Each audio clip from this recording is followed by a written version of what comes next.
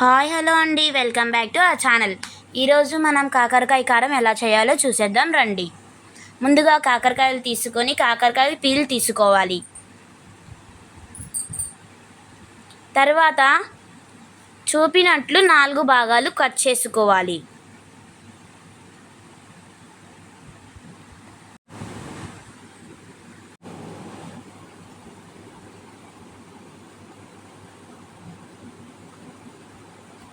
ఇప్పుడైతే సాల్ట్ వేసుకొని బాగా వాష్ చేసుకోవాలి. ఇలా వాష్ చేసుకుంటే చేదు తగ్గుతుంది. ఇప్పుడు స్టవ్ వెలిగించి ప్యాన్ పెట్టి 2 స్పూన్ల ఆయిల్ పోసి కాకరకాయ ముక్కలను వేసుకోవాలి. ఇలా కొద్దిసేపు ఫ్రై చేసుకోవాలి.